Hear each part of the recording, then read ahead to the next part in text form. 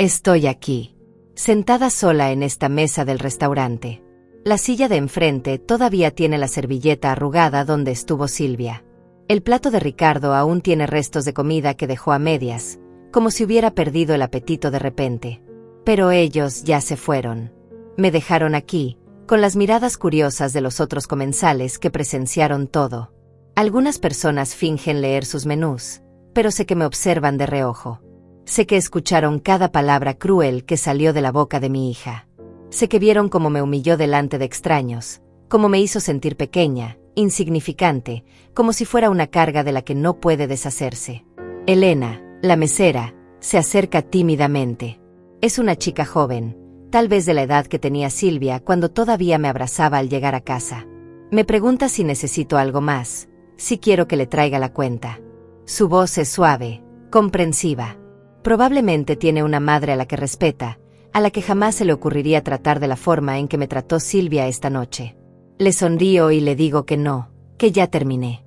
Pero en realidad, algo dentro de mí recién está comenzando. Algo que mi hija no sabe, algo que Ricardo no imagina. Mientras ellos se fueron creyendo que habían ganado, que habían conseguido lo que vinieron a buscar, yo ya estoy tomando decisiones. Decisiones que van a cambiar todo.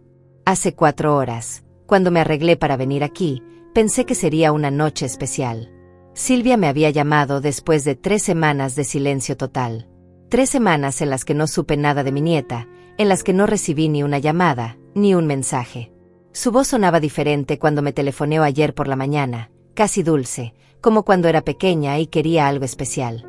Me dijo que tenía algo importante que celebrar conmigo, que había conseguido una promoción en el trabajo y quería compartir su alegría, que Ricardo también vendría, que él estaba emocionado de verme, que habían elegido mi restaurante favorito, ese donde solíamos ir cuando ella era pequeña y yo le compraba helado de postre después de la comida. Por un momento, mi corazón se llenó de esperanza. Pensé que tal vez habíamos superado la última discusión que tuvimos. Esa pelea absurda por el dinero que le presté para las vacaciones y que nunca me devolvió. Pensé que tal vez quería disculparse, que tal vez había reflexionado sobre las cosas horribles que me dijo la última vez que nos vimos. «Eres una manipuladora», me había gritado. «Siempre has sido una madre tóxica». Palabras que se clavaron en mi corazón como dagas y que no he podido olvidar desde entonces. Me puse el vestido verde que guardo para ocasiones especiales. Ese que compré hace 2 años en una tienda elegante del centro y que apenas he usado 3 veces. Me arreglé el cabello como a ella le gustaba cuando era niña, recogido pero no demasiado formal, con algunos mechones sueltos que enmarcan mi rostro. Incluso me puse el collar de perlas que era de mi madre, el que Silvia siempre admiraba y que algún día será suyo. Me miré en el espejo antes de salir y me vi bien. Me vi como una mujer digna, como una madre que vale la pena. Quería verme hermosa para mi hija. Quería que se sintiera orgullosa de mí, que pudiera presentarme a sus amigos sin avergonzarse. Llegué 10 minutos antes de la hora acordada. Siempre he sido puntual. Es algo que aprendí de mi padre. Llegar temprano es llegar a tiempo es llegar tarde. Pedí una mesa cerca de la ventana, donde entra la luz suave de la tarde y donde las plantas decorativas crean un ambiente acogedor. Ordené agua con gas y esperé. Los minutos pasaron lentamente. 5, 10, 15. Empecé a preocuparme. Tal vez había tráfico. Tal vez Ricardo tuvo que quedarse más tiempo en la oficina. Tal vez Silvia tuvo algún problema con la niñera. Mientras esperaba, observé a las otras familias que cenaban a mi alrededor. Una pareja de ancianos compartía postre, riéndose de algo que él había susurrado al oído. Una familia con 2 niños pequeños celebraba lo que parecía ser un cumpleaños. Los niños reían, los padres sonreían. Había amor en esas mesas. Había respeto. Había esa calidez que yo tanto anhelaba tener con mi propia hija. Cuando finalmente aparecieron, algo en su actitud me inquietó inmediatamente. Silvia venía hablando por teléfono, gesticulando de manera exagerada, con esa voz alta que usa cuando quiere impresionar a alguien. Ricardo caminaba detrás de ella, con esa expresión que conozco bien, la de alguien que prefiere estar en cualquier otro lugar. No me saludaron con cariño. Silvia apenas me dio un beso en la mejilla, frío y rápido, como si fuera una obligación social. Ricardo murmuró un buenas noches sin mirarme a los ojos. sin sonreír. Debí haberme dado cuenta entonces. Debí haber prestado atención a las señales. Pero una madre siempre quiere creer en sus hijos, ¿verdad? Siempre quiere pensar que esta vez será diferente. Que esta vez, por fin, habrá ese momento de conexión que tanto anhela.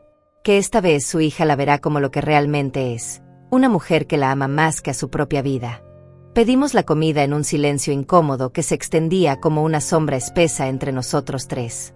Yo elegí lo de siempre, pollo a la plancha con vegetales, algo simple y saludable que no pesara mucho en mi estómago. Silvia pidió el plato más caro del menú sin siquiera mirarlo, langosta con salsa especial y guarniciones elaboradas que costaban una fortuna. Ricardo ordenó una botella de vino que costaba más de lo que yo gasto en mercado en una semana entera. Yo no dije nada. Nunca digo nada cuando se trata de dinero con ellos. Siempre termino pagando, y ellos lo saben perfectamente. Es como un acuerdo tácito que se ha establecido a lo largo de los años. Ellos gastan sin límites, yo me preocupo por las cuentas que llegan después. Elena, la mesera, nos trajo el vino y lo sirvió con cuidado. Ricardo lo probó como si fuera un experto, asintiendo con aire de superioridad. Silvia seguía con su teléfono, escribiendo mensajes o revisando redes sociales, ignorando completamente la presencia de los demás. Yo observaba sus gestos, recordando a la niña dulce que había sido, la que corría hacia mí cuando llegaba del trabajo y me contaba todo lo que había pasado en su día. ¿Dónde había quedado esa niña? ¿Cuándo se había transformado en esta mujer fría que parecía ver a su propia madre como una inconveniencia? La conversación comenzó de manera forzada y artificial. Les pregunté por el trabajo, por la casa nueva que habían comprado el año pasado con los 50,000 pesos que les presté y que nunca me devolvieron. Les pregunté por mi nieta, por cómo le estaba yendo en el colegio privado que también estoy pagando mes a mes. Silvia respondía con monosílabos cortantes, mirando constantemente su teléfono como si esperara algo mucho más importante que una cena con su madre. Ricardo comía en silencio, masticando lentamente, como si estuviera cumpliendo una obligación social desagradable de la que no podía escapar. ¿Y cómo está yendo tu trabajo nuevo?, le pregunté a Silvia, tratando de mostrar interés genuino en su vida. Ella levantó la vista de su teléfono apenas por un segundo, con esa expresión de fastidio que había perfeccionado. Bien, me respondió secamente, como si mi pregunta fuera una molestia. ¿Solo bien? Pensé que habías conseguido una promoción importante, insistí, recordando la razón por la cual supuestamente estábamos celebrando esta noche. Ricardo y ella intercambiaron una mirada que no supe interpretar en ese momento. Ahora sé que era complicidad. Ahora sé que ya tenían planeado exactamente lo que vendría después. Sí, bueno, sobre eso. Silvia dejó el tenedor en el plato con un ruido metálico que resonó en el silencio y me miró directamente por primera vez en toda la noche. En realidad, mamá, necesitamos hablar contigo sobre algo muy importante. Su tono había cambiado completamente. Ya no era la dulzura fingida de la llamada telefónica de ayer por la mañana. Era la voz fría y calculadora que había aprendido a usar conmigo en los últimos años. Ricardo y yo hemos estado pensando mucho sobre nuestra situación financiera actual. Mi corazón se hundió como una piedra en agua helada. Ahí estaba la verdad. La verdadera razón de esta cena elegante. No había promoción que celebrar. No había momento especial que compartir entre madre e hija. Solo había otra petición de dinero disfrazada de reunión familiar. ¿Qué pasa?, pregunté, aunque ya conocía la respuesta que vendría. Bueno, con los gastos del colegio de la niña, la hipoteca de la casa nueva, el carro que acabamos de comprar, las vacaciones que planeamos. Silvia hizo una pausa dramática, estudiando mi expresión. Necesitamos que nos ayudes con un poco más de dinero cada mes. ¿Un poco más?, pregunté, tratando de mantener la calma aunque sentía que el mundo se tambaleaba bajo mis pies. Ya les doy 3,000 pesos mensuales para los gastos de la niña, pagué la entrada de su casa, les presté dinero para el carro, les pagué las vacaciones del año pasado. Mamá, me interrumpió Silvia con un tono de impaciencia creciente, tú tienes la pensión de papá, tienes tus ahorros guardados en el banco. Nosotros tenemos gastos reales, responsabilidades verdaderas. No es justo que tú tengas dinero guardado mientras tu familia lucha para salir adelante. Ricardo finalmente habló, con esa voz condescendiente que tanto había llegado a detestar a lo largo de los años. Ofelia, entendemos que es difícil para ti, pero piénsalo de esta manera: estás invirtiendo en el futuro de tu nieta, en nuestro futuro como familia unida. Cada palabra sonaba ensayada, como si hubieran practicado esta conversación una y otra vez antes de venir aquí. Es lo que haría cualquier abuela que ame a su familia. ¿Y cuánto necesitan exactamente?, pregunté, aunque una parte de mí ya no quería saber la respuesta. Otros 2.000 al mes estarían bien para empezar, dijo Silvia como si fuera lo más natural del mundo. Es temporal, mientras nos estabilizamos económicamente. 5.000 pesos al mes en total. Casi toda mi pensión mensual. Dinero que había estado ahorrando cuidadosamente para mi vejez, para los gastos médicos que seguramente vendrían, para no ser una carga para nadie cuando ya no pudiera valerme por mí misma. Silvia, yo. Comencé a decir, buscando las palabras correctas para explicar mi situación, pero ella me cortó de inmediato. ¿Qué pasa, mamá? ¿No te importa el bienestar de tu nieta? Su voz se había vuelto áspera, acusadora, cargada de un veneno que no sabía que existía.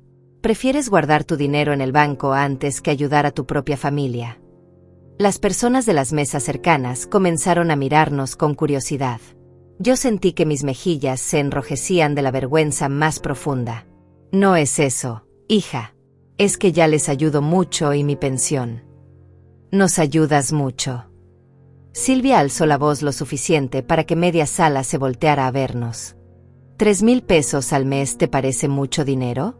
¿Sabes cuánto cuesta mantener una casa decente, una niña, una vida normal? Su tono era despectivo, cruel, cargado de un desprecio que me cortó como un cuchillo. Otras abuelas dan todo por sus nietos. Pero tú siempre has sido egoísta. Las palabras me golpearon como bofetadas. Egoísta. Después de todos los sacrificios que había hecho por ella, después de todas las veces que había puesto sus necesidades antes que las mías, me llamaba egoísta delante de extraños. Ricardo puso su mano sobre el brazo de Silvia, pretendiendo calmarla, pero yo sabía que era puro teatro. Había visto esa actuación muchas veces antes. Cariño, no te exaltes tanto, le dijo con voz suave y controlada, como si fuera él el razonable de la pareja, el que mantenía la compostura. Seguramente tu mamá va a entender la situación. ¿Verdad, Ofelia? Me miraba con esos ojos fríos que había aprendido a odiar. Una madre siempre quiere lo mejor para sus hijos. Es natural. Yo siempre he querido lo mejor para ustedes, respondí, sintiendo como se me quebraba la voz a pesar de mis esfuerzos por mantenerme serena. Pero no puedo dar lo que no tengo. Mi pensión no es infinita. No puedes ¿qué? Silvia se inclinó hacia adelante, con una expresión de desdén que nunca había visto en su rostro. ¿No puedes comportarte como una madre normal? ¿No puedes pensar en alguien más que en ti misma por una vez en tu maldita vida? Las palabras cayeron sobre la mesa como piedras pesadas. Sentí que todas las conversaciones en las mesas cercanas se detuvieron. El murmullo general del restaurante pareció apagarse. Los cubiertos dejaron de chocar contra los platos. Incluso Elena, que pasaba cerca con una bandeja, redujo el paso y nos miró con preocupación. Mi hija acababa de insultarme delante de una sala llena de extraños, y parecía estar disfrutándolo. Silvia, por favor, baja la voz, susurré, sintiendo que las lágrimas amenazaban con desbordarse. La gente nos está mirando. ¿Y qué si nos miran?, replicó ella, alzando aún más el tono. Tal vez es hora de que sepan qué clase de madre eres. Tal vez es hora de que vean cómo una mujer puede ser tan mezquina con su propia familia. Ricardo fingió intentar calmarla nuevamente, pero en sus ojos vi un destello de satisfacción. Estaba disfrutando cada segundo de mi humillación. Silvia, amor, tal vez deberíamos hablar de esto en privado, dijo, pero su tono no tenía nada de sincero. No queremos incomodar a tu madre. Incomodarla. Silvia soltó una risa amarga que resonó por todo el restaurante. ¿Sabes qué es incómodo, Ricardo? Tener una madre que siempre ha sido una manipuladora emocional. Una madre que usa el dinero para controlarnos. Una madre que se hace la víctima cada vez que le pedimos ayuda. Cada palabra era como una puñalada en mi corazón. Esta era mi hija, la niña que había criado sola después de que su padre muriera, la que había alimentado, vestido, educado con tanto amor. Nunca he usado el dinero para controlarlos, logré decir, aunque mi voz sonaba débil y temblorosa. Todo lo que he hecho ha sido por amor, por ayudarlos. Por amor. Silvia se echó hacia atrás en su silla, mirándome como si fuera algo repugnante. ¿Llamas amor a hacernos sentir culpables cada vez que necesitamos algo? ¿Llamas amor a recordarnos constantemente todo lo que has sacrificado por nosotros? Yo nunca. Comencé, pero ella me cortó brutalmente. ¿Nunca qué? ¿Nunca nos has hecho sentir como una carga? ¿Nunca nos has dicho lo difícil que fue criarte sola? ¿Nunca nos has contado 1000 veces cuánto dinero te costó mi educación?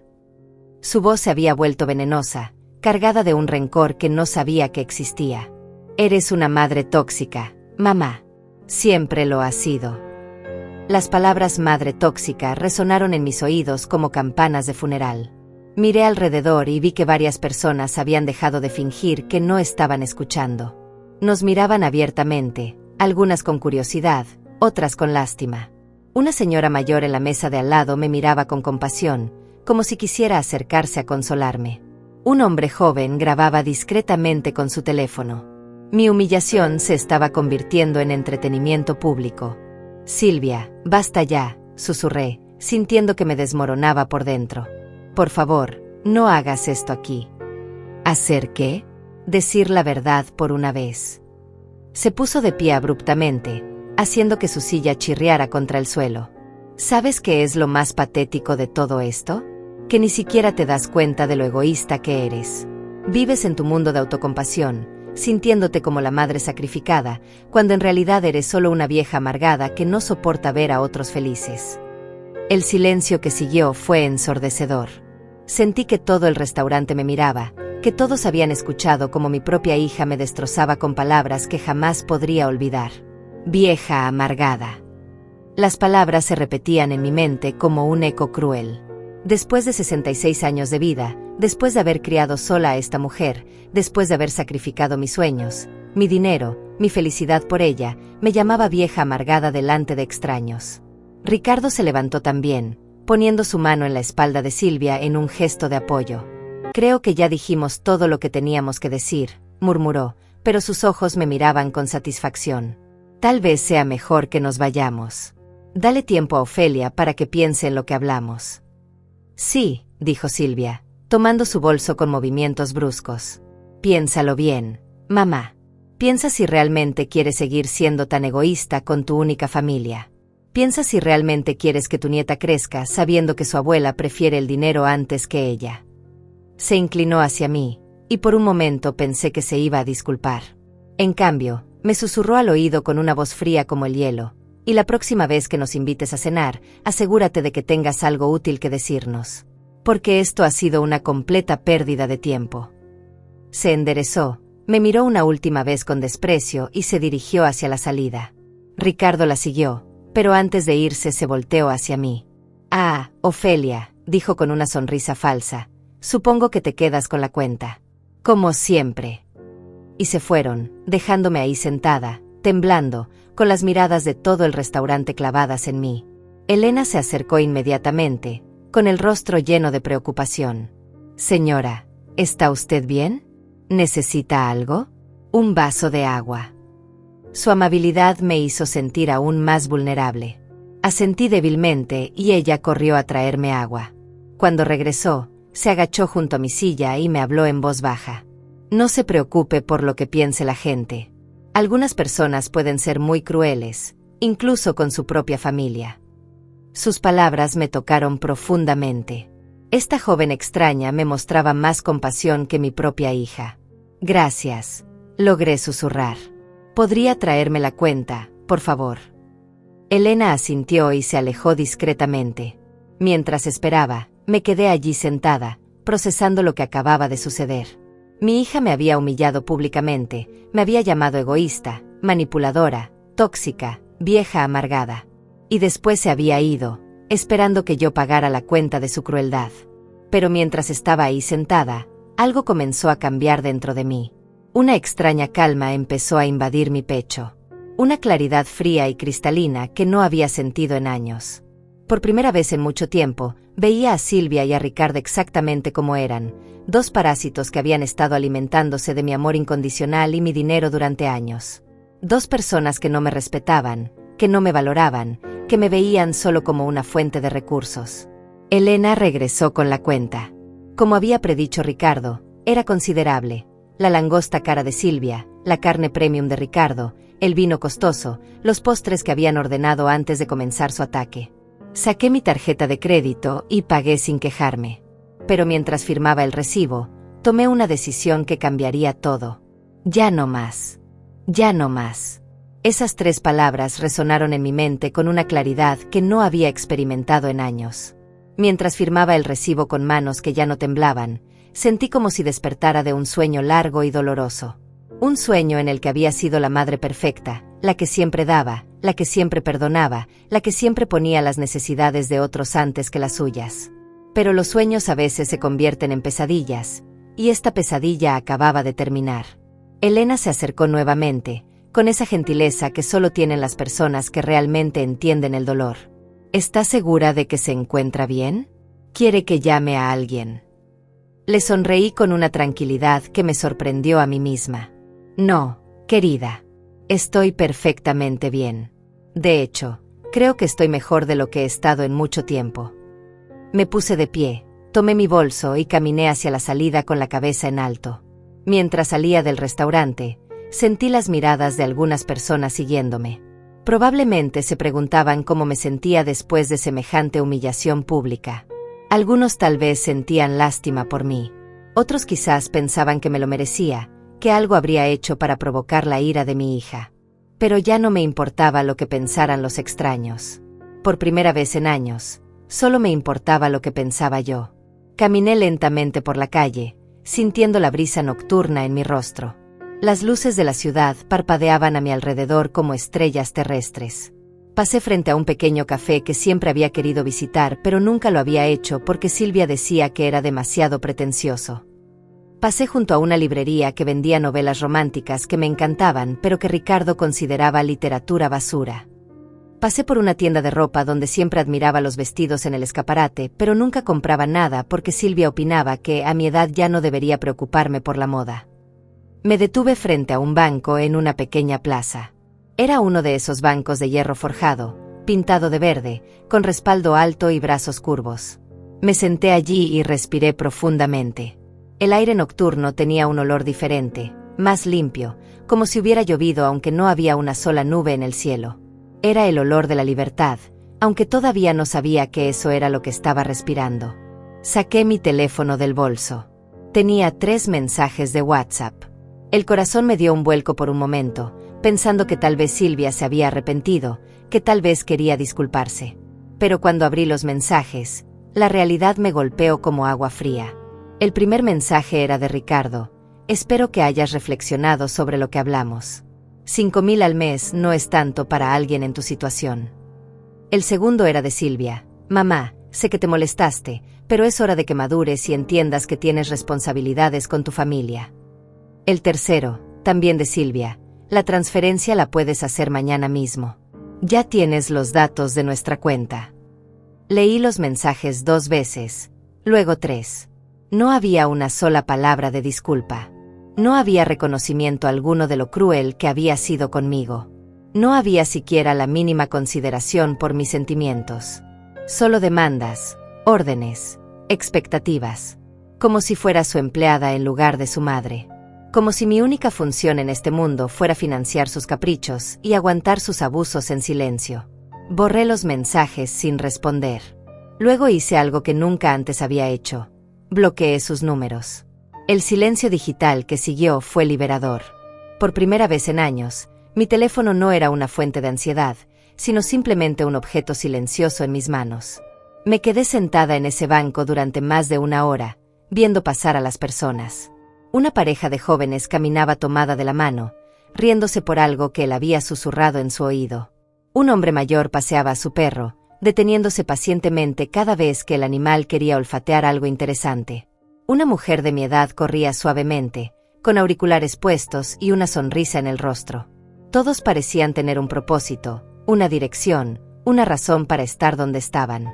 Yo también necesitaba encontrar la mía. Cuando finalmente me levanté del banco, sabía exactamente qué tenía que hacer. No era venganza lo que sentía, era claridad. Una claridad fría y cristalina que me mostraba la verdad que había estado evitando durante años. Silvia y Ricardo no me querían, me usaban. No me respetaban, me explotaban. No valoraban mi amor, lo daban por sentado. Y yo había sido cómplice de mi propio maltrato durante demasiado tiempo. Caminé hasta mi casa con pasos firmes y decididos. Era una casita pequeña pero acogedora que había comprado con la indemnización del trabajo de mi esposo después de su muerte. Silvia siempre decía que era demasiado pequeña y que debería venderla para comprar algo más apropiado en un barrio más caro donde ellos pudieran visitarme sin sentirse avergonzados. Pero esa noche, mientras abría la puerta y encendía las luces, me di cuenta de que mi casa era perfecta exactamente como era. Era mía. Era mi refugio. Era el lugar donde podía ser yo misma sin que nadie me juzgara o me humillara. Me serví una copa del vino que tenía guardado para ocasiones especiales. Ocasiones que nunca llegaban porque siempre estaba esperando el momento perfecto para celebrar con Silvia. Esa noche decidí que la ocasión especial era mi despertar. Brindé por mí misma, por mi valentía, por mi nueva vida que estaba a punto de comenzar. Me senté en mi sofá favorito, ese que Silvia decía que era demasiado viejo y que debería cambiar. Encendí la televisión y puse uno de esos programas de cocina que tanto me gustaban pero que Ricardo consideraba aburridos. Por primera vez en años, no había nadie criticando mis elecciones, nadie diciéndome qué debería ver, qué debería pensar, qué debería sentir. Saqué mi libreta de direcciones telefónicas, esa vieja libreta de cuero que había tenido durante décadas. Busqué el número de Norma, mi amiga de la infancia con quien había perdido contacto porque Silvia siempre decía que era una mala influencia y que hablaba demasiado. Marcó su número con dedos que no temblaban, esperando que todavía viviera en el mismo lugar, que todavía tuviera el mismo teléfono. ¡Aló! La voz era inconfundible, aunque habían pasado 3 años desde la última vez que hablamos. ¿Norma? Soy Ofelia. ¿Ofelia? Dios mío, ¿cómo estás? Hace tanto tiempo que no sé nada de ti. Su alegría era genuina, cálida, tan diferente de la frialdad calculada de Silvia. Estoy bien, Norma. Mejor de lo que he estado en mucho tiempo. ¿Podríamos vernos mañana? Me gustaría mucho hablar contigo. Por supuesto, mi amor. Todo está bien. Sí, todo está bien. De hecho, creo que las cosas están empezando a estar realmente bien por primera vez en años. Acordamos encontrarnos en el café del Parque Central, ese lugar donde solíamos ir cuando éramos jóvenes y el mundo parecía lleno de posibilidades infinitas.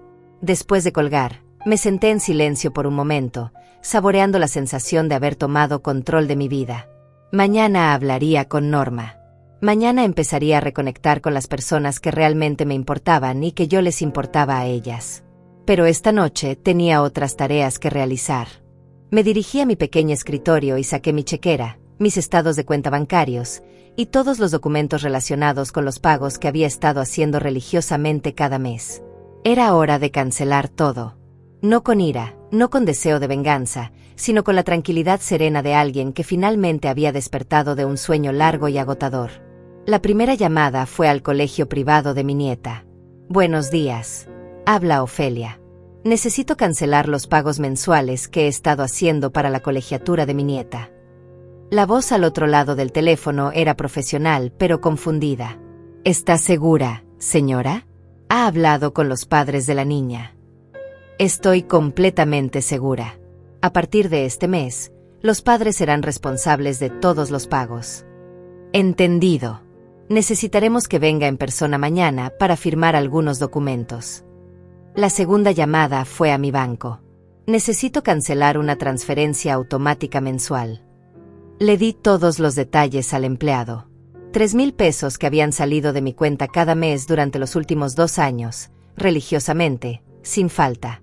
¿Está segura de que quiere cancelar esta transferencia, señora? Completamente segura. Muy bien, quedará cancelada a partir del próximo ciclo de facturación. La tercera llamada fue la más difícil, pero también la más liberadora. Llamé a mi abogado, el señor Gustavo, que había manejado los asuntos legales de mi familia durante años.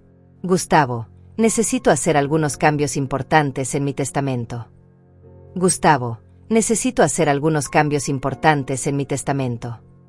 Su voz sonaba sorprendida al otro lado de la línea. Gustavo había sido el abogado de confianza de mi familia durante más de 20 años. Había redactado mi testamento original después de la muerte de mi esposo, cuando Silvia era todavía una joven estudiante universitaria llena de sueños y promesas. En ese documento, ella heredaba todo: la casa, los ahorros, las pólizas de seguro, todo lo que había construido durante una vida de trabajo y sacrificio. ¿Cambios en el testamento? ¿Es urgente, Ofelia? ¿Te encuentras bien de salud? Su preocupación era genuina. Estoy perfectamente bien, Gustavo. Mejor que nunca, de hecho. Pero necesito modificar completamente la distribución de mis bienes. Le expliqué brevemente lo que quería hacer. Silvia recibiría una parte mínima, lo estrictamente necesario para que no pudiera impugnar el testamento. El resto iría a mi nieta, pero en un fideicomiso que no podría tocar hasta los 25 años. Una parte también iría a organizaciones benéficas que ayudaban a mujeres mayores abandonadas por sus familias. Ofelia, estos son cambios muy significativos. ¿Estás segura? Ha pasado algo. Ha pasado todo, Gustavo. Y estoy más segura de esto que de cualquier cosa que haya hecho en mi vida. Acordamos reunirnos el viernes para revisar todos los documentos. Mientras hablábamos, sentí una tranquilidad profunda invadiendo mi pecho. Estaba tomando control de mi vida y de mi muerte. Nadie más decidiría cómo usar mi dinero, ni en vida ni después de ella. Esa noche dormí mejor de lo que había dormido en años. No hubo pesadillas sobre dinero, no hubo ansiedad por mensajes de texto exigiendo más transferencias, no hubo culpa por no dar lo suficiente. Solo hubo paz. Una paz profunda y reparadora que no había sentido desde que Silvia se había casado y comenzado a verme como un banco personal en lugar de su madre. A la mañana siguiente me desperté temprano, pero no con la angustia habitual. Me desperté con energía, con ganas de enfrentar el día. Me preparé un desayuno completo: huevos revueltos, tostadas con mermelada casera, café recién molido, algo que no había hecho en meses porque siempre estaba preocupada por ahorrar dinero para las próximas demandas de Silvia. Mientras desayunaba en mi pequeña cocina, con el sol entrando por la ventana y la radio tocando música suave, me di cuenta de lo hermosa que podía ser la soledad cuando no era impuesta por el abandono sino elegida por la dignidad. A media mañana sonó el timbre. Mi corazón se aceleró momentáneamente, pensando que tal vez era Silvia viniendo a disculparse. Pero cuando abrí la puerta, encontré a Elena, la mesera del restaurante. Tenía en sus manos una pequeña bolsa de papel. Señora Ofelia, espero que no le moleste que haya venido. Anoche, después de que se fue, encontré esto en su mesa. Sacó de la bolsa mi pañuelo, ese de seda rosa que había sido de mi madre. En la prisa por salir del restaurante después de la humillación, lo había olvidado. Oh, querida, muchísimas gracias. Tomé el pañuelo con gratitud genuina. No tenías que molestarte en venir hasta aquí. Elena sonrió tímidamente. No fue molestia. Además, quería asegurarme de que estuviera bien. Lo que pasó anoche. Se detuvo, como buscando las palabras correctas. No estuvo bien. Nadie merece ser tratado así, especialmente no por su propia familia. La invité a pasar y le ofrecí café. Mientras conversábamos en mi pequeña sala, descubrí que Elena tenía 24 años y estudiaba enfermería mientras trabajaba de mesera para pagarse los estudios.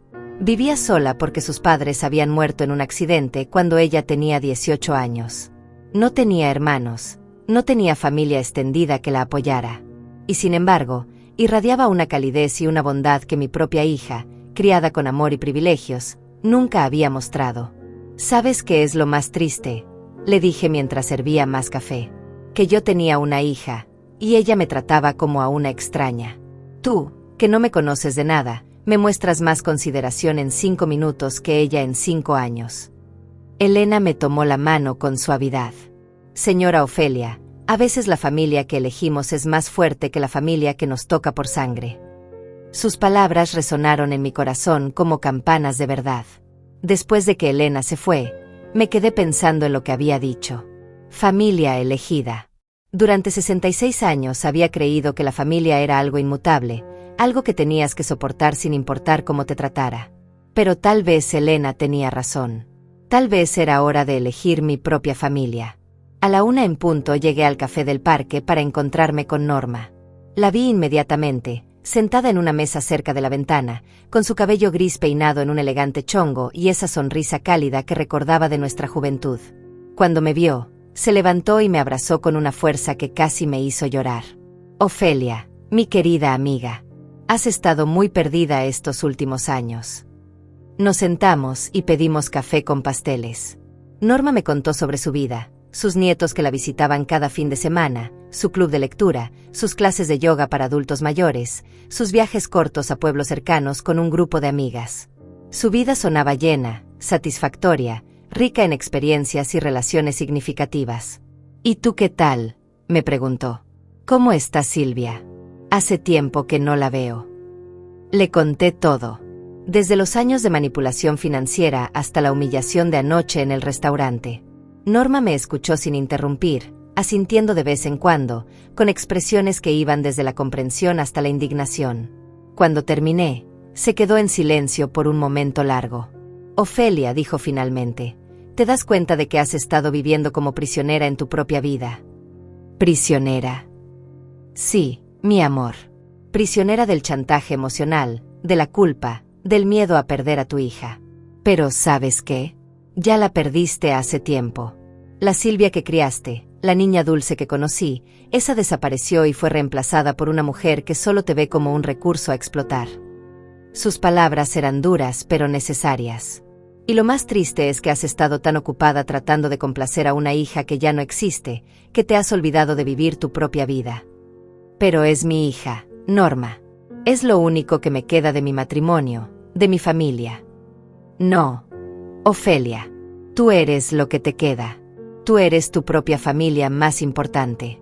Y hasta que no aprendas a valorarte a ti misma, nadie más lo hará. Norma tomó mi mano a través de la mesa. Además, no estás sola. Yo estoy aquí. Mis amigas están aquí.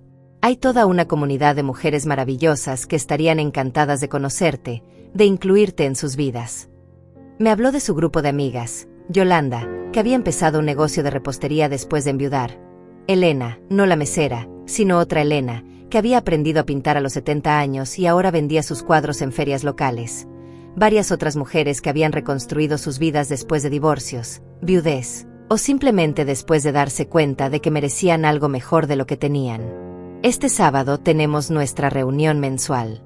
Es en casa de Yolanda. Hacemos potluck, hablamos, reímos, a veces lloramos, pero siempre nos apoyamos mutuamente. ¿Te gustaría venir?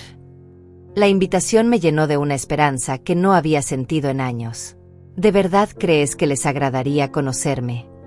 Ofelia, mi querida amiga, eres exactamente el tipo de mujer fuerte que necesitamos en nuestro grupo. Una sobreviviente. Pasamos 3 horas en ese café, planeando actividades para las próximas semanas. Norma me invitó a unirme a su club de lectura, me habló de una clase de cerámica que comenzaba el próximo mes, me contó sobre excursiones que organizaban a museos y mercados de artesanías. Por primera vez en años, tenía cosas que esperar, planes que hacer, una vida que vivir. Cuando nos despedimos, me sentí como una persona completamente diferente de la que había entrado al café. Caminé de regreso a casa con pasos ligeros, deteniéndome en tiendas que nunca había visitado, admirando escaparates sin la voz crítica de Silvia en mi cabeza diciéndome que no necesitaba nada, que debería ahorrar dinero para ella. Entré a una pequeña librería y compré 3 novelas románticas que habían estado en mi lista de deseos durante meses. En una tienda de ropa, me probé un vestido amarillo brillante que me hizo sentir como si tuviera 40 años de nuevo. No lo compré ese día, pero me prometí que volvería por él la próxima semana. Llegué a casa al atardecer, cargada de bolsas pequeñas y la mente llena de posibilidades. Cuando abrí la puerta, vi que tenía 7 llamadas perdidas. Todas de Silvia. Mi primer instinto fue llamarla de vuelta inmediatamente, disculparme por no haber contestado, preguntarle qué necesitaba. Pero luego recordé sus mensajes de anoche, su comportamiento en el restaurante, años de maltrato disfrazado de amor filial. No la llamé de vuelta. No la llamé de vuelta. Esa decisión, tan simple en apariencia, se sintió como el acto más revolucionario de mi vida. Durante décadas había estado disponible las 24 horas del día para Silvia. Si me llamaba a las 6 de la mañana, yo respondía. Si me necesitaba a medianoche, yo acudía. Había sido su rescatista personal, su banco abierto eternamente, su madre esclava que jamás decía no. Pero esa noche, por primera vez, elegí mi paz mental sobre su conveniencia. Preparé una cena sencilla pero deliciosa, salmón a la plancha con verduras al vapor y un pequeño vaso de vino blanco. Mientras cocinaba, puse música clásica, algo que no había hecho en años porque a Ricardo le parecía pretencioso y a Silvia aburrido. La música llenó mi casa como una bendición, creando un ambiente de serenidad que hacía que cada movimiento en la cocina se sintiera como una meditación. Comí lentamente, saboreando cada bocado, algo que había olvidado hacer en los últimos años cuando las comidas se habían convertido en ocasiones de estrés, siempre preocupada por lo que Silvia necesitaría la próxima vez, siempre calculando mentalmente cuánto dinero me quedaba después de sus demandas constantes. Esa noche, la comida tenía sabor de nuevo. El salmón estaba perfecto, las verduras tenían esa textura crujiente que tanto me gustaba, y el vino complementaba todo de manera exquisita. Después de cenar, me senté en mi sillón favorito con una de las novelas que había comprado. Era una historia de amor sobre una mujer de 50 años que descubría el romance después de un divorcio difícil. Mientras leía, no pude evitar sonreír ante las similitudes. Aunque yo no estaba buscando romance, sí estaba descubriendo algo igualmente importante: el amor propio. Mi teléfono sonó 3 veces más durante la noche. Cada vez que vi el nombre de Silvia en la pantalla, sentí una punzada en el estómago, ese condicionamiento pavloviano de décadas de estar a su disposición. Pero cada vez también sentí algo nuevo, el poder de elegir. Y cada vez elegí no responder. No por venganza, no por crueldad, sino porque finalmente estaba aprendiendo que mi bienestar importaba tanto como el de cualquier otra persona. A las 10 de la noche recibí un mensaje de texto de Ricardo. Ofelia, Silvia está muy preocupada porque no contestas el teléfono. ¿Te pasó algo? La manipulación era tan obvia que casi me hizo reír. Después de humillarme públicamente, ahora fingían estar preocupados por mí. Borré el mensaje sin responder. Esa noche soñé con mi madre. Ella había muerto hacía 15 años, pero en el sueño estaba viva y joven, como la recordaba de mi infancia. Estábamos sentadas en su jardín, tomando té bajo un manzano que florecía en pleno invierno. Mija, me decía con esa voz suave que tanto extrañaba, una mujer que no se respeta a sí misma le enseña al mundo que puede ser maltratada. En el sueño, yo tenía 20 años de nuevo y ella me acariciaba el cabello. El amor verdadero nunca te hace sentir pequeña. Recuérdalo. Desperté con esas palabras resonando en mi mente y una claridad cristalina sobre lo que tenía que hacer. Era viernes, el día de mi cita con Gustavo para cambiar mi testamento.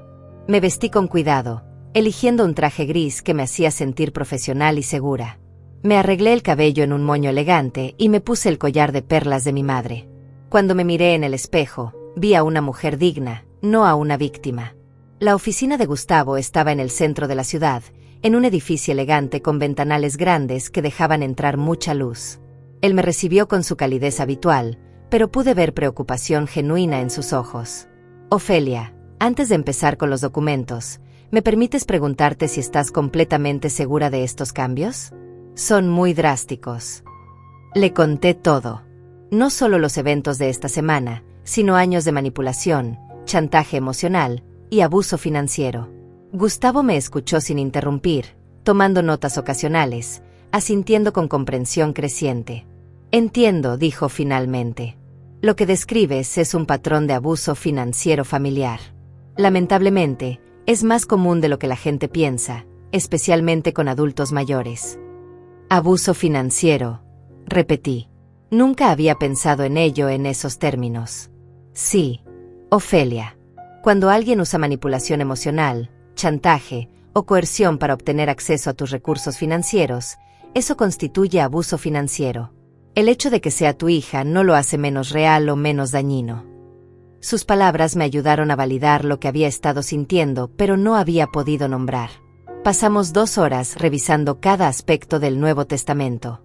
Silvia recibiría una suma específica, lo mínimo necesario para evitar impugnaciones legales, pero la mayor parte de mis bienes irían a un fideicomiso para mi nieta que ella no podría tocar hasta cumplir 25 años. Una porción significativa iría a organizaciones que ayudaban a mujeres mayores víctimas de abuso familiar. Es una excelente distribución, comentó Gustavo. Proteges a tu nieta del potencial mal manejo de sus padres y ayudas a otras mujeres en situaciones similares a la tuya. Cuando salí de la oficina con los documentos firmados y notariados, sentí como si hubiera cerrado un capítulo largo y doloroso de mi vida. Ya no era una víctima esperando ser rescatada por el amor de una hija que había decidido verme como un recurso en lugar de una persona. Era una mujer tomando control de su destino. Esa tarde decidí hacer algo que había estado posponiendo durante meses: ir al banco a cancelar personalmente la transferencia automática y cambiar mi testamento bancario. El empleado que me atendió era un joven amable llamado Fernando que me explicó cada paso del proceso. ¿Está segura de que quiere cancelar esta transferencia, señora? Ha estado activa durante 2 años. Completamente segura, respondí sin vacilación. Mientras esperaba que procesaran los documentos, observé a otras personas en el banco. Un padre joven ayudaba a su hija pequeña a depositar monedas en una alcancía especial para niños. Una pareja de ancianos conversaba tranquilamente mientras esperaban ser atendidos, él leyéndole en voz baja algo de un periódico mientras ella sonreía. Familias funcionales. Relaciones basadas en respeto mutuo. Amor que nutría en lugar de drenar. Listo, señora Ofelia, dijo Fernando. La transferencia automática ha sido cancelada. Los 5,000 pesos mensuales ya no saldrán de su cuenta. 5,000 pesos mensuales. 60,000 pesos al año. En 2 años había transferido 120,000 pesos a una hija que me agradecía con humillaciones públicas. Dinero que podría haber usado para viajar, para mejorar mi casa, para mis propios gastos médicos, para simplemente vivir con dignidad. Salí del banco sintiéndome extrañamente ligera, como si hubiera soltado un peso que no sabía que estaba cargando. Decidí caminar por el centro de la ciudad en lugar de tomar un taxi de vuelta a casa. Había tiendas que nunca había explorado, cafés que nunca había visitado, una vida entera que había estado esperándome mientras yo me consumía tratando de comprar el amor de alguien que había decidido que no lo merecía. Entré a una pequeña galería de arte donde había una exposición de pinturas de mujeres artistas locales. Una de las obras me llamó particularmente la atención. Era el retrato de una mujer mayor con cabello gris y ojos serenos, pero llenos de fortaleza. El título era Renacimiento a los 70. La mujer en el cuadro me recordaba a mí misma, o tal vez a quien estaba convirtiéndome. ¿Le gusta?, preguntó una voz detrás de mí. Me volteé y vi a una mujer de unos 60 años con cabello plateado y una sonrisa cálida. Soy la artista, se presentó. Me llamo Elena. Otra Elena, pensé, recordando las palabras de Norma sobre cómo el universo a veces nos envía mensajes a través de nombres repetidos. Es hermosa, le dije sinceramente. Me recuerda a mí misma, de alguna manera. Elena sonrió más ampliamente. Es exactamente esa la intención. Cada mujer que mira este cuadro debería verse a sí misma. Debería ver su propia posibilidad de renacimiento, sin importar la edad que tenga. Conversamos durante media hora sobre arte, sobre la vida, sobre las segundas oportunidades. Cuando me fui, llevaba conmigo una pequeña reproducción del cuadro y la tarjeta de Elena para una clase de pintura que ofrecía los martes por la noche. El sol comenzaba a ponerse cuando finalmente llegué a casa. Mi teléfono mostraba 13 llamadas perdidas y 8 mensajes de texto, todos de Silvia y Ricardo. Esta vez los mensajes tenían un tono diferente, más desesperado. Mamá, por favor contesta. Estamos preocupados. Ofelia, si no respondes vamos a ir a tu casa. ¿Por qué no contestas? ¿Te hicimos algo?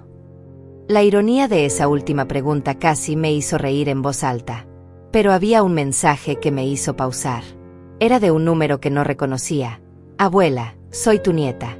Papá me dio tu número. ¿Estás bien? Te quiero. Mi nieta. La niña inocente que había quedado atrapada en medio de toda esta toxicidad. El único lazo real que me quedaba con Silvia, pero también la razón por la cual había aguantado tanto abuso durante tanto tiempo. Mi nieta. El mensaje de esa niña de 12 años me partió el corazón de una manera completamente diferente a como lo habían hecho los insultos de su madre.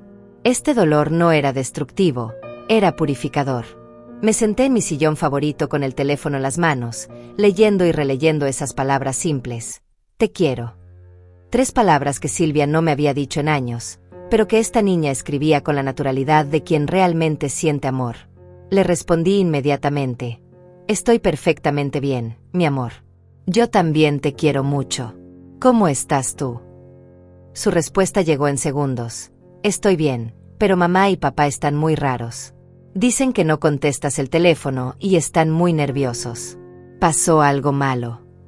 La inocencia de su pregunta me hizo reflexionar sobre lo que realmente había pasado. ¿Algo malo? Sí, algo malo había pasado. Había despertado. Había dejado de ser una fuente de dinero fácil. Había comenzado a valorarme. No pasó nada malo, mi cielo. A veces los adultos necesitamos tiempo para pensar sobre cosas importantes. ¿Me puedes hacer un favor? No te preocupes por los problemas de los adultos.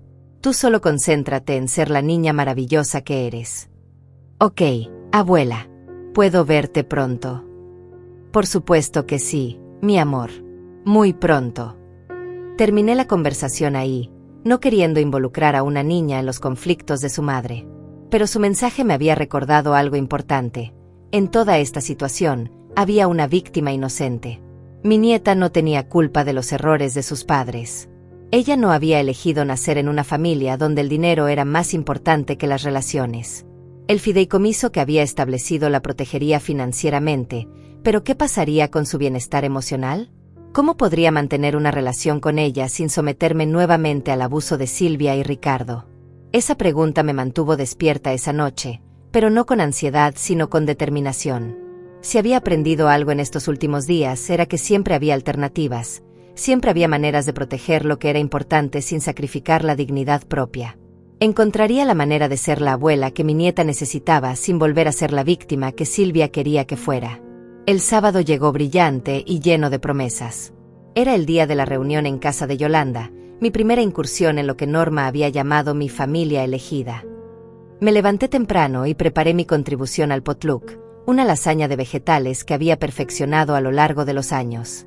Era una receta que a Silvia nunca le había gustado porque tenía demasiadas verduras, pero que a mí me encantaba. Mientras cocinaba, reflexioné sobre lo extraño que era preparar comida para personas que realmente querían mi compañía. Durante años había cocinado para Silvia y Ricardo sintiéndome como una empleada doméstica, siempre preguntándome si la comida estaría lo suficientemente buena, si habría algo de lo que pudieran quejarse. Esta vez cocinaba con alegría, sabiendo que sería recibida con gratitud genuina. La casa de Yolanda estaba en un barrio tranquilo, llena de jardines bien cuidados y la clase de vida comunitaria que había olvidado que existía. Cuando toqué el timbre, una mujer robusta de cabello gris y sonrisa radiante abrió la puerta. Tú debes ser Ofelia. Norma me ha hablado tanto de ti. Bienvenida. Su abrazo fue inmediato y cálido, sin la formalidad fría a la que me había acostumbrado con la familia de Silvia. La casa estaba llena de mujeres de todas las edades, desde los 50 hasta los 80, todas conversando animadamente, riendo, compartiendo historias. El ambiente era completamente diferente a las reuniones familiares tensas, donde siempre tenía que caminar sobre cáscaras de huevo para no ofender a Silvia o Ricardo. Aquí había libertad, autenticidad, aceptación. Norma me presentó a cada una. Yolanda, la anfitriona que había comenzado su negocio de repostería a los 60 después de divorciarse de un marido controlador. Elena, la pintora que había descubierto su talento artístico después de criar 5 hijos. Uriel, una mujer extraordinaria que había vuelto a la universidad a los 70 para estudiar literatura. Varias otras mujeres con historias fascinantes de reinvención y redescubrimiento. Ofelia acaba de comenzar su propio viaje de liberación, anunció Norma mientras nos sentábamos en el círculo informal que habían formado en la sala. ¿Te gustaría contarnos tu historia? Al principio me sentí nerviosa. ¿Qué dirían estas mujeres exitosas e independientes sobre mi situación? ¿Me juzgarían por haber permitido que Silvia me tratara tan mal durante tanto tiempo? Pero cuando comencé a hablar, vi solo comprensión en sus rostros. Asentían, hacían sonidos de apoyo, algunas incluso secaban lágrimas de sus propios ojos. «Qué familiar suena eso», murmuró Elena cuando terminé. «Mi propia hija me hizo algo similar hace 3 años. Me tomó tiempo entender que establecer límites no era crueldad, era supervivencia». Uriel se inclinó hacia adelante. ¿Sabes cuál fue el momento decisivo para mí? Cuando me di cuenta de que estaba enseñándole a mi familia que era aceptable faltarme el respeto. Cada vez que toleraba un abuso, les estaba dando permiso para el siguiente. Sus palabras resonaron profundamente en mi corazón. Cambiar esa dinámica fue lo más difícil y lo más liberador que he hecho jamás. ¿Pero cómo manejan la culpa?, pregunté. ¿Cómo lidian con esa voz en la cabeza que dice que una madre debe sacrificarse por sus hijos sin importar qué? Yolanda sonrió con sabiduría. Mi terapeuta me dijo algo que cambió mi perspectiva. Una madre que se respeta a sí misma le enseña a sus hijos a respetar a las mujeres. Una madre que se sacrifica hasta la aniquilación les enseña que las mujeres no tienen valor. Pasamos 3 horas compartiendo historias, consejos, estrategias para manejar familias difíciles y relaciones tóxicas. Cada mujer tenía algo valioso que aportar, cada experiencia iluminaba aspectos de mi propia situación que no había considerado.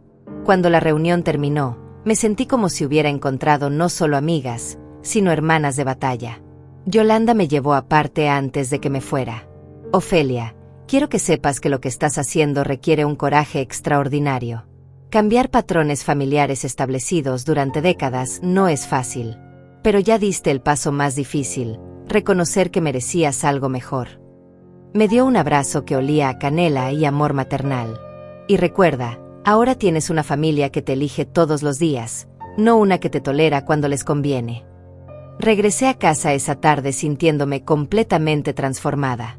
Por primera vez en años, había pasado varias horas sin pensar en Silvia, sin preocuparme por lo que necesitaría, sin calcular cuánto dinero me pediría la próxima vez.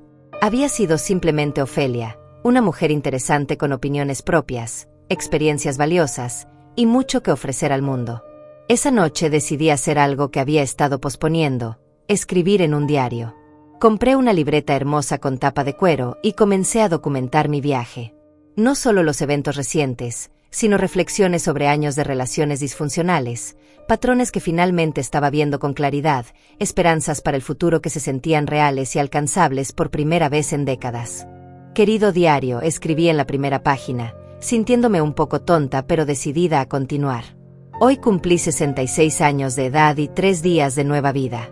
Hoy aprendí que nunca es demasiado tarde para elegir la dignidad sobre la conveniencia, el respeto propio sobre la aprobación de otros, la paz sobre la falsa armonía. Escribí durante 1 hora, vertiendo en papel pensamientos y sentimientos que había mantenido enterrados durante años.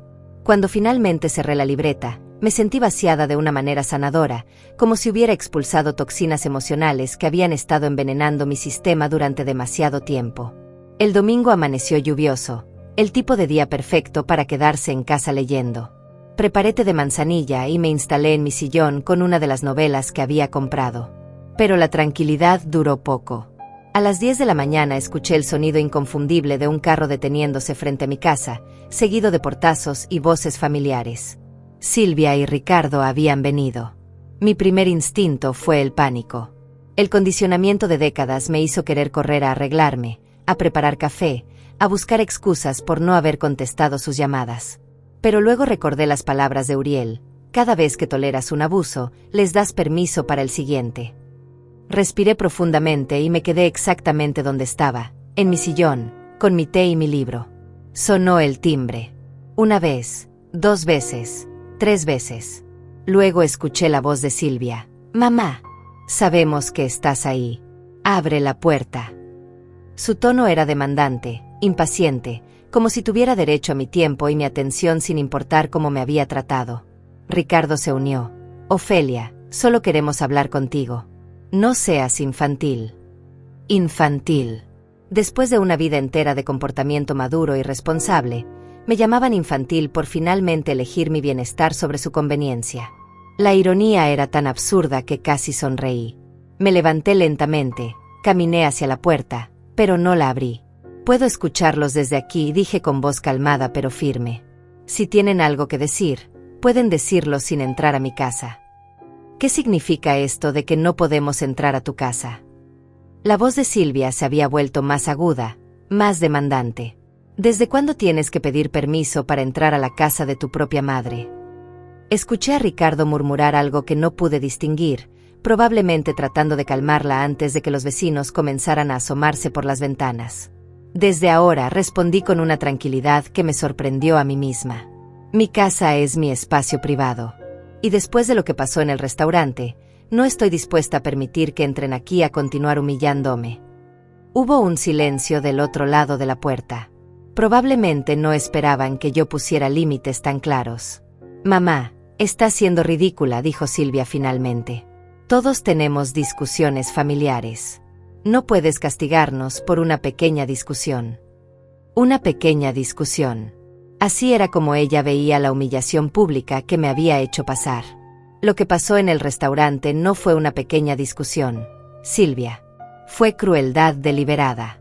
Me insultaste delante de extraños, me hiciste sentir insignificante, y luego te fuiste esperando que yo pagara la cuenta.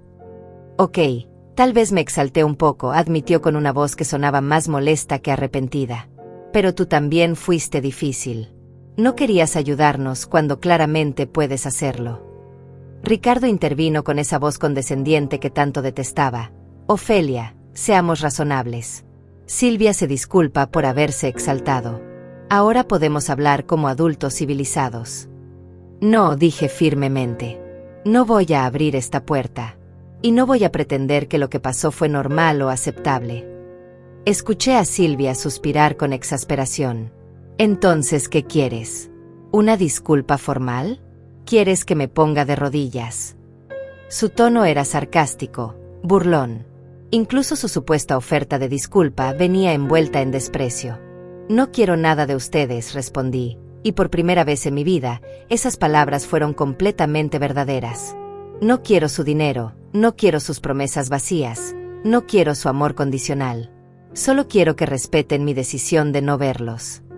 Otro silencio. Luego escuché a Ricardo murmurar algo sobre crisis de mediana edad y menopausia tardía, como si mi nueva dignidad fuera un síntoma médico en lugar de un despertar espiritual. Mamá, esto es una locura, continuó Silvia.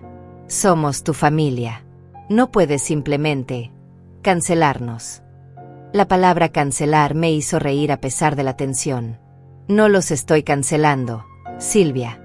Estoy cancelando el abuso. Estoy cancelando ser tratada como un banco personal. Estoy cancelando las humillaciones públicas. Hice una pausa, respirando profundamente. Ustedes son libres de irse cuando quieran. ¿Y qué pasa con el dinero? La verdadera pregunta finalmente había salido. Ricardo había perdido la paciencia con las sutilezas. ¿Qué pasa con la ayuda mensual? ¿Qué pasa con los gastos del colegio? Su voz tenía un tono de pánico que confirmaba todo lo que había sospechado. Ellos no me veían como madre o suegra. Me veían como una fuente de ingresos. ¿Ese es realmente su único interés?, pregunté. ¿No hay ni una palabra sobre nuestra relación, sobre arreglar las cosas entre nosotros? Solo les importa el dinero. Por supuesto que nos importa más que el dinero, gritó Silvia, pero su respuesta llegó demasiado tarde y sonó demasiado defensiva. Pero también tenemos responsabilidades. Tenemos una casa, una hija, gastos reales. Y yo tengo una pensión limitada y dignidad que recuperar, respondí. Los pagos automáticos han sido cancelados. Los gastos del colegio ya no son mi responsabilidad. A partir de ahora, ustedes son adultos responsables de sus propias finanzas. El grito que siguió fue tan fuerte que estoy segura de que todo el vecindario lo escuchó. No puedes hacer eso. Silvia golpeó la puerta con fuerza. Ese dinero es para tu nieta. Estás castigando a una niña inocente por algo que ni siquiera hiciste tú. La manipulación era tan obvia que ya no me afectaba. Mi nieta está protegida. Hay un fideicomiso establecido para su educación universitaria y su futuro. Pero ustedes, como sus padres, son responsables de sus gastos cotidianos. Un fideicomiso. La voz de Ricardo sonaba incrédula. ¿Cuándo hiciste eso? Esta semana. Mientras ustedes estaban ocupados humillándome, yo estaba ocupada protegiendo a mi nieta de padres que claramente no saben manejar el dinero responsablemente. Escuché murmullos urgentes entre ellos, probablemente tratando de procesar las implicaciones de lo que acababa de revelar. Mamá, por favor, dijo Silvia, y por primera vez su voz sonaba genuinamente desesperada. No puedes hacer esto. Dependemos de tu ayuda. La casa, el carro, el colegio, todo está calculado incluyendo tu contribución. Entonces tal vez sea hora de que recalculen, respondí. Tal vez sea hora de que vivan dentro de sus medios reales en lugar de vivir de mi pensión. Pero somos tu familia, gritó Ricardo. Las familias se ayudan mutuamente. Tienes razón, admití. Las familias se ayudan mutuamente. Pero también se respetan mutuamente. También se aman mutuamente. También se cuidan mutuamente. ¿Cuándo fue la última vez que ustedes me ayudaron con algo? ¿Cuándo fue la última vez que se preocuparon por mi bienestar sin que tuviera que ver con dinero? Silencio total. La pregunta había dado en el clavo y todos lo sabíamos. Durante años, nuestra relación había sido unidireccional. Yo daba, ellos tomaban. Yo me sacrificaba, ellos se beneficiaban. Yo financiaba sus sueños mientras los míos se marchitaban por falta de recursos y atención. Mira, dijo Ricardo finalmente, tratando de sonar razonable. Entendemos que estés molesta. Tal vez podemos llegar a un acuerdo.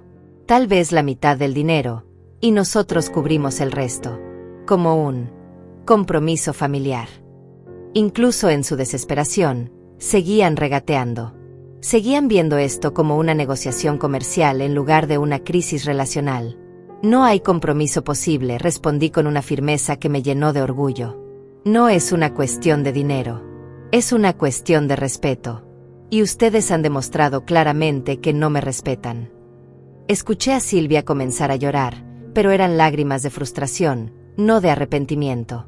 Lágrimas porque su fuente de dinero fácil se había secado, no porque hubiera lastimado a su madre. ¿Y nuestra relación?, preguntó entre sollozos. ¿Vas a tirar toda nuestra historia por la borda por una pelea? Yo no estoy tirando nada por la borda, Silvia. Ustedes destruyeron nuestra relación cuando decidieron que yo solo tenía valor como proveedora financiera. Yo solo estoy reconociendo la realidad que ustedes crearon. Hubo un largo silencio. Luego escuché a Ricardo murmurar algo sobre abogados y derechos legales. Silvia le respondió algo sobre manipulación mental y personas mayores vulnerables. Incluso en su derrota, estaban planeando ataques legales, tratando de encontrar maneras de forzarme a volver a ser su banco personal. Pueden intentar lo que quieran legalmente, dije, anticipando su conversación. Pero tengo documentación completa de todos los pagos que les he hecho, todos los préstamos nunca devueltos, y testigos de cómo me trataron en el restaurante. Mi abogado dice que tengo derecho absoluto a controlar mis propias finanzas mientras esté mentalmente competente. Y estoy más competente ahora que lo que he estado en años. Esto no se va a quedar así, murmuró Ricardo. Era una amenaza apenas velada, pero ya no me intimidaba. Pueden hacer lo que crean conveniente, respondí. Pero yo he tomado mi decisión. No voy a cambiar de opinión porque me amenacen o me chantajeen emocionalmente. Escuché pasos alejándose de la puerta, voces que se desvanecían, el sonido de puertas de carros cerrándose con fuerza. El motor se encendió y se alejó, llevándose con él los últimos vestigios de la culpa que había cargado durante años. Me quedé de pie junto a la puerta durante varios minutos, procesando lo que acababa de pasar. Había funcionado. Había mantenido mis límites sin ceder a la manipulación, sin abrir la puerta a más abuso, sin permitir que invadieran mi espacio personal. Por primera vez en décadas, había puesto mi bienestar antes que la comodidad de ellos. Y el mundo no se había acabado. De hecho, me sentía más fuerte que nunca. Regresé a mi sillón, tomé mi té que ya estaba frío, y abrí mi libro nuevamente. Pero las palabras se difuminaban porque tenía lágrimas en los ojos. No eran lágrimas de tristeza o arrepentimiento. Eran lágrimas de alivio, de orgullo, de libertad finalmente conquistada después de una batalla que había durado demasiados años.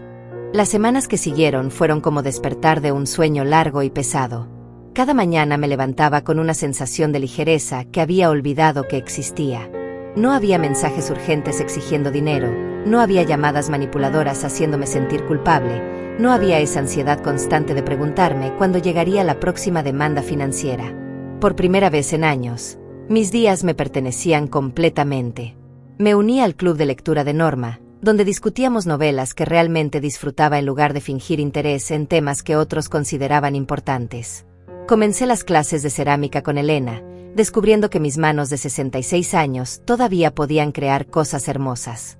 Los martes por la noche se convirtieron en mi momento favorito de la semana, 2 horas en el estudio de arte, moldeando arcilla húmeda mientras conversaba con mujeres que habían atravesado sus propias transformaciones. Un mes después de la confrontación en mi puerta, recibí una llamada inesperada. Era de una trabajadora social del colegio de mi nieta. Señora Ofelia, me disculpo por molestarla, pero los padres de su nieta nos dijeron que usted ya no puede cubrir los gastos escolares. ¿Podría confirmar esta información? Su voz era profesional pero comprensiva. Es correcto, respondí sin vacilar. Ya no soy responsable de esos pagos. Entiendo. ¿Podría preguntarle si hay alguna razón específica? Solo para nuestros registros. Consideré brevemente contarle toda la historia, pero decidí mantenerlo simple. Los padres son adultos responsables de las finanzas de su hija.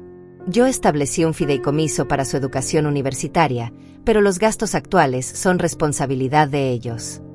Por supuesto, señora. Una última pregunta. ¿Le gustaría que mantuviéramos su información de contacto como persona de emergencia alternativa? La pregunta me tocó el corazón. Sí, por favor. Siempre estaré disponible para mi nieta en caso de una emergencia real. Después de colgar, reflexioné sobre la diferencia entre estar disponible para una emergencia y estar disponible para ser explotada. Era una distinción que había tardado décadas en entender. Esa tarde, mientras regaba las plantas en mi pequeño jardín, vi a Elena, la mesera del restaurante, caminando por mi calle. Se acercó tímidamente cuando me vio. Señora Ofelia, ¿cómo está? He pensado mucho en usted desde aquella noche. Su preocupación genuina me conmovió profundamente. Estoy maravillosamente bien, Elena. Mejor de lo que he estado en años. Le conté sobre mis nuevas actividades, mis nuevas amigas, mi nueva perspectiva de vida. Elena escuchaba con una sonrisa creciente. ¿Sabe qué? Usted me inspiró esa noche. Ver cómo se levantó y salió del restaurante con tanta dignidad después de lo que pasó. Me hizo pensar en mi propia vida, en las personas que me faltan el respeto. Me contó que había terminado una relación tóxica con un novio que la menospreciaba constantemente. A veces necesitamos ver a alguien más encontrar su fuerza para recordar que nosotros también la tenemos, le dije, tomando su mano joven entre las mías. Gracias por devolverme mi pañuelo esa mañana. Ese gesto de bondad llegó en el momento exacto en que lo necesitaba. Nos despedimos con un abrazo, y mientras la veía alejarse, me di cuenta de que mi experiencia no solo me había liberado a mí, sino que también había inspirado a otra mujer a valorarse más. 2 meses después, recibí un sobre Manila por correo certificado. Era de un bufete de abogados que no reconocía. Adentro había una demanda judicial. Silvia y Ricardo me estaban demandando por negligencia financiera hacia un menor y abandono emocional de obligaciones familiares. Querían que un juez me obligara a reanudar los pagos mensuales y a cubrir los gastos escolares retroactivos. Llamé inmediatamente a Gustavo.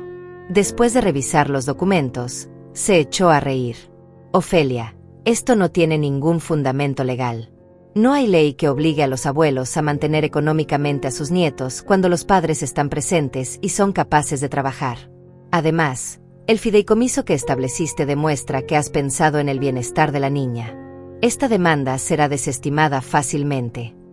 ¿Pero tendré que ir a juicio?, pregunté, sintiendo una punzada de la vieja ansiedad. Probablemente no llegue tan lejos. Voy a responder a la demanda y a pedir que sea desestimada sumariamente. Sus abogados se darán cuenta rápidamente de que no tienen caso. Su confianza me tranquilizó. Además, esto confirma algo importante. Tomaste la decisión correcta. Solo alguien que te ve como un objeto financiero te demandaría por recuperar tu propia dignidad. La demanda fue desestimada 3 semanas después, exactamente como Gustavo había predicho. El juez la calificó de frívola y ordenó que los demandantes pagaran mis costos legales. Pero para mí, la vindicación legal era menos importante que la vindicación emocional. Había enfrentado su peor amenaza y había salido victoriosa. 6 meses después de aquella noche en el restaurante, mi vida era irreconocible de la mejor manera posible. Tenía un círculo sólido de amigas que me valoraban por quien era, no por lo que podía darles. Tenía pasatiempos que nutrían mi alma, rutinas que me llenaban de energía en lugar de drenar mi espíritu. Tenía paz mental y recursos financieros que eran míos para usar como decidiera. Un martes por la noche, después de mi clase de cerámica, Norma me invitó a caminar por el parque donde nos habíamos reencontrado meses atrás. ¿Sabes qué es lo que más admiro de tu transformación?, me preguntó mientras nos sentábamos en el mismo banco donde había reflexionado aquella primera noche. No es que hayas dejado de dar dinero o que hayas puesto límites. Es que recuperaste tu alegría de vivir. Tenía razón. Había recuperado algo que no sabía que había perdido, la alegría simple de existir para mí misma. La satisfacción de tomar decisiones basadas en mis propios deseos en lugar de las demandas de otros. La libertad de decir no sin culpa y sí sin reservas. ¿Y no extrañas nada de tu vida anterior?, preguntó Norma. Consideré la pregunta honestamente. Extraño a la niña que era Silvia. Extraño la esperanza de que algún día me vería como su madre en lugar de su banco personal. Pero no extraño vivir con miedo, ansiedad y la sensación constante de no ser suficiente. Hice una pausa, viendo a una pareja de ancianos caminar tomados de la mano cerca del estanque. Extraño el amor que pensé que tenía, pero no extraño el abuso que realmente tenía. Esa noche, al llegar a casa, encontré un sobre debajo de mi puerta. Mi corazón se aceleró por un momento, temiendo que fuera otra maniobra legal de Silvia y Ricardo. Pero cuando lo abrí, contenía una carta escrita a mano con la letra cuidadosa de mi nieta de 12 años. Querida abuela, decía la carta. Mamá y papá no me dejan llamarte, pero quería que supieras que te amo mucho y que entiendo por qué estás enojada con ellos. A veces yo también me enojo con ellos. Espero que algún día pueda verte otra vez, cuando sea mayor y pueda tomar mis propias decisiones. Te amo siempre. PD. Guardé el dinero de mi cumpleaños para comprarte algo bonito cuando te vuelva a ver. Lloré leyendo esa carta, pero eran lágrimas de esperanza. Mi nieta entendía, al menos parcialmente, lo que había pasado.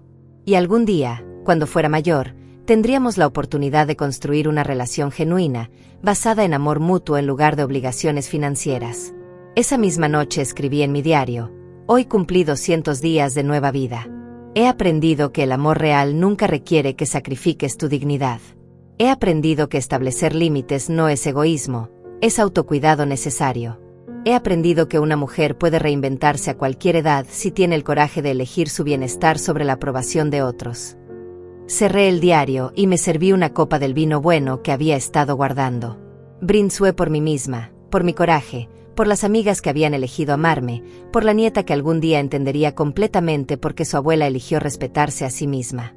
Brindé por todas las mujeres que todavía estaban aprendiendo que merecían amor sin condiciones, respeto sin excusas y paz sin culpa.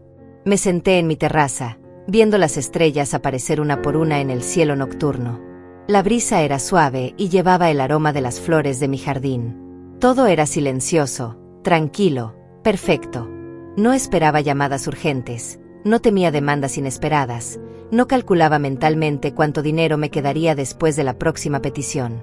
Por primera vez en décadas, era completamente libre.